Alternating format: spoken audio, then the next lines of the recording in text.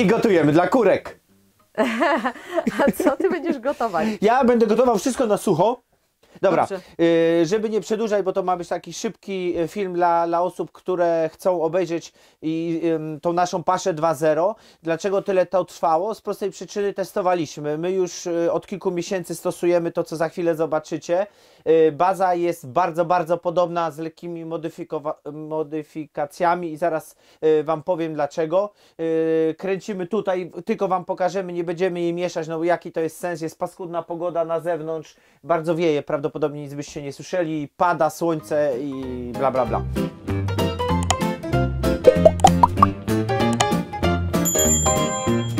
Dla osób, którzy nie widzieli pierwszej części paszy, możecie sobie jeszcze raz odtworzyć ten film, my go tam podamy albo gdzieś na samym końcu, albo w zakładkach, albo w opisie będzie podany link do tego i będziecie jakby widzieli, jak powstawała ta pierwsza nasza wersja i zrozumiecie w tym momencie bardzo łatwo, co się zmieniło.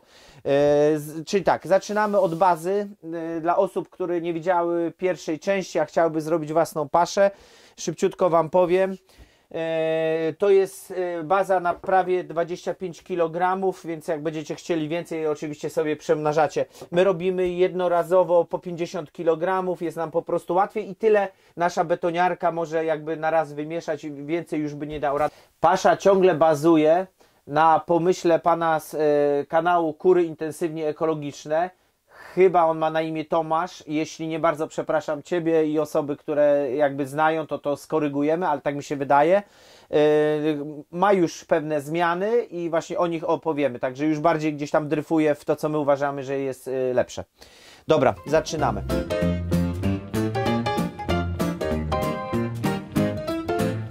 ...8,5 kg gniecionej kukurydzy, czyli troszeczkę grubszej. Kiedyś kupowaliśmy taką bardzo zmieloną, ona nie za bardzo się nadaje, bo jest za bardzo plasta. Kury tego nie za bardzo lubią.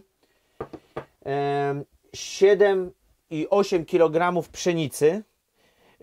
Pokazujemy całą, ona jest później ześrutowana.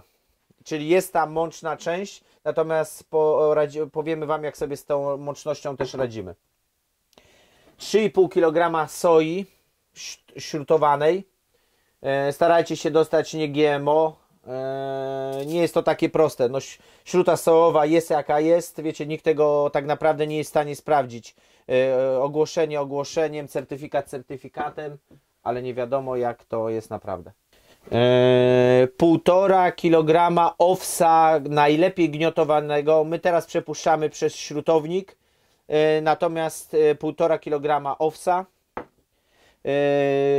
Kilogram łubinu słodkiego, kurki bardziej lubią, on też przechodzi przez śrutownik, czyli te trzy rzeczy przechodzą przez śrutownik: łubin, pszenica i owies. Dajemy również 2 kg kredy. Mogą to być muszelki, jest to dosyć, no, chyba najlepsza z możliwości, natomiast całkiem kosztowna.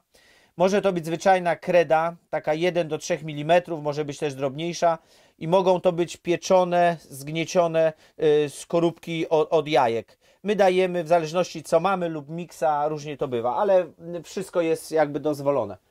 20 gram imbiru i 20 gram kurkumy na 25 kg paszy, natomiast na zimę zwiększamy to razy 2, czyli 40 każdego gram i to jest na okres zimowy.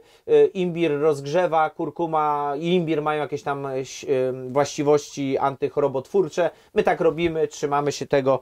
Dodatkowo na 25 kg paszy używamy 0,6 kg, czyli 600 gram Dolfosu Dolmix D.RE. Jest to mieszanka paszowa uzupełniająca mikroelementy i witaminy, ale organiczna, czyli tu nie ma żadnej chemii, żadnych sztucznych polepszaczy.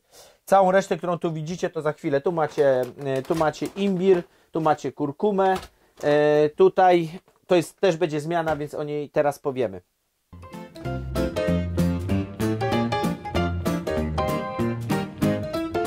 Jak dobrze pamiętacie, w poprzedniej paszy my dodawaliśmy jeszcze węgla drzewnego z drzew liściastych oraz dodawaliśmy probiotyki i czosnek, ale w płynie. I teraz powiemy Wam, właśnie to jest jedna ze zmian, jaka miała miejsce. Pierwsza zmiana, czosnek granulowany. Czosnek musi być, tam wiecie, jakieś pochodne czy tam antybiotyki są dla zdrowotności kurek, generalnie na pewno nie zaszkodzi. Dodajemy 40 gram na 25 kg paszy. Zastępuje on nam w płynie czosnek, jaki kupowaliśmy. Był on potwornie drogi, stwierdziliśmy, że nie ma sensu aż tyle pieniędzy wydawać. Stosujemy kilka miesięcy, działa, kury są zdrowe jak nigdy, także chyba jest. Druga zmiana. Właściwie druga, trzecia i czwarta zmiana to jest tymianek, oregano i drożdże. Dlaczego pokazuję wszystko jakby w jednym rzucie? Wcześniej używaliśmy takiego płynu, nazywał się Coccidin, litr kosztował 100 zł. Bardzo szybko to wszystko szło. Był to wyciąg z ziół. My w ten sposób stwierdziliśmy, że zamiast kupować takich drogich płyny, można po prostu dawać im zioła. I oregano i tymianek mają naturalne właśnie substancje, które zapobiegają sraczki, czyli kokcydiozy u kurek. Dodatkowo apista, prawdopodobnie, jeśli nie Ty to pisałeś, to bardzo przepraszam i oddaję honor tej osobie, która nam to doradziła, aby dodawać drożdże browarniane lub paszowe do paszy. Drożdże mają w sobie naturalną właściwość zwalczania tych kokcydiostatyków, czyli tamte prawdopodobnie są jakimś innym typem grzybów. Nie łapcie mi tu za słowa, ja się naprawdę na tym słabo znam, natomiast szukam rzeczy, które działają na coś wybiórczo. Więc drożdże działają na kokcydiozę negatywnie, tworzą jej negatywne środowisko, dodatkowo zapewniają mikroelementy i białka dla naszych kurek. Wspaniały składnik, stosunkowo niedrogi, idzie tego bardzo mało.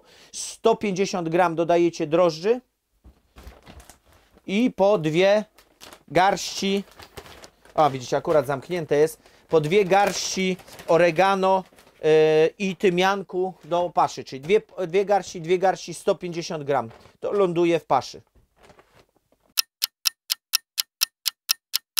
Piąta zmiana, bardzo istotna, którą również uzgodniliśmy z jednym z naszych widzów, który popytał się swoich znajomości, ma koleżankę, która pracuje przy drobiu i właśnie tworzy pełnoporcjowe pasze. Generalnie bardzo dobre opinie zebraliśmy jakby tym miksem, ale powiedziała, że brakuje kopru. Koper wspaniale wpływa na trawienie. Także również 2 garści suszonego kopru wrzucamy naszym kurkom na 25 kg paszy. Zastępuje nam to probiotyk, który laliśmy i kupowaliśmy jakby osobno. Nie wiem, jak to wychodzi cenowo, bo tego probiotyku nie szło dużo, ale my nie widzieliśmy jakichś zmian. Natomiast przy stosowaniu kopru kury rzucają się na paszę, no uwielbiają ją, po prostu uwielbiają. Zresztą generalnie jak dodaliśmy wszelkiego rodzaju ziół, kury wariują, bo zapach jest tak intensywny, że wciągają naprawdę do zera. To była piąta zmiana. Szósta zmiana to to, że zalewamy dzień wcześniej wszystko wodą. Co to daje? Daje to kilka rzeczy. Bardziej wszystko puchnie, więc jest łatwiejsze w strawieniu dla kurek, no bo po prostu już jest namoczone, więc jakby takie bardzo, bardzo wstępne trawienie jest zrobione po prostu przez wodę. Nie strawienie oczywiście, ale po prostu jakby zmiękczenie tego wszystkiego. A druga, nie mniej ważna, albo bardziej nawet ważna rzecz, to jest to, że wszystkie witaminy, które są w takim oto proszku, widzicie? W takim proszku, wszystko co jest pszenica, łubin i owiec, które są przez śrutownik, bo nie mamy gniotownika przerzucone, mają bardzo dużo pylistych takich substancji. Ja to może, no nie wiem, może to będzie widać, bo taki zrobiłem stoik, widzicie. To jest właśnie takie są, no często bardzo, no mączne, po prostu śrutownik robi mąkę. Wszystko wspaniale się lepi do siebie i kurki zjadają po prostu no, co do jednego ziarenka. Cały czas mamy czyste karmidełka. i kury to uwielbiają, ale nie wybierają sobie co lepszych jakby tam składników, czyli powiedzmy, no nie wiem, że lubi tylko kukurydzę czy soję, ale jedzą wszystko, bo jest oblepione ze sobą i każda kurka dostaje odpowiednią wtedy pełną porcję żywności. Ostatnią rzeczą, którą dodajemy, 7., ale to już niestety będzie tylko dla wybranych, jest serwatka. Bardzo często jak dostajemy od znajomych serwatkę lub myśmy tam robili swoje serki i my mieliśmy serwatkę, dodajemy to zamiast wody. Po prostu wlewamy serwatkę do tego miksu i ona przez dzień czy tam przez noc namaka i w ten sposób podajemy. No serwatka jest dobrem wszelakim na wszystko. Nasze psy dostają, my piliśmy. Generalnie super. Serwatka jest dobra, także to polecamy. No ale to już musicie mieć dostęp. Czy kozie, czy krowie, to ja już nie wiem. My dawaliśmy od KUS. Sprawdzało się super, czy sprawdza się super i tyle.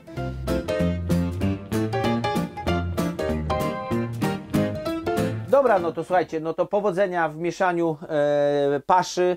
Jeśli jesteście zainteresowani, na końcu naszego filmu będzie jeszcze odnośnik do naszej pierwszej paszy, tak abyście jakby tam mogli porównać to wszystko, co ja teraz mówię. Naszym zdaniem, bez dwóch zdań, my jesteśmy zadowoleni ze zmian, jakie wprowadziliśmy i myślę, że osoby, bo wiemy, że takie są i to dosyć sporo, które korzystają z tego przepisu, myślę, że też będziecie. Tutaj balansowaliśmy między kosztami, a osiągnięciem tego samego na naturalnych jakby składnikach, czyli ziołach i myślimy, że pasza cenowo wychodzi dalej bardzo dobrze, jak nie lepiej, a cały czas, wiecie, jest jakościowa i kury po prostu, no widzicie na naszych odcinkach, że kury dobrze się trzymają, nikt by nie utrzymał 70 kur wiecie, w takim zdrowiu, jakby tam po prostu była jakaś zaraza. I oczywiście bardzo ważna sprawa, jak już pomijam tematy, chcecie mieć zdrowe kury, róbcie im czysto, my co tydzień wszystko sprzątamy, wapnujemy i tak jest co tydzień, są na świeżej słomce, nie trzymamy już grubej ściółki, bo nie mamy po prostu jakby trocin, żeby to robić. A na trocinach może by było lepiej. Dziękujemy Wam i zapraszamy na piątek na live'a o godzinie prawdopodobnie, mimo że jest jeszcze głosowanie, ale już widzimy, że tendencja jest na godzinę 20. Także zapraszamy na 20. Przygotujcie pytania z wszelkich dziedzin. Jak będziemy mogli, będziemy znali odpowiedzi, to Wam odpowiemy. No i co? Poduszki pod tyłki, to już mówiłem, bo to naprawdę jest długie. Postaramy się może jakieś przerwy robić i do zobaczenia, kochani. Pa, pa.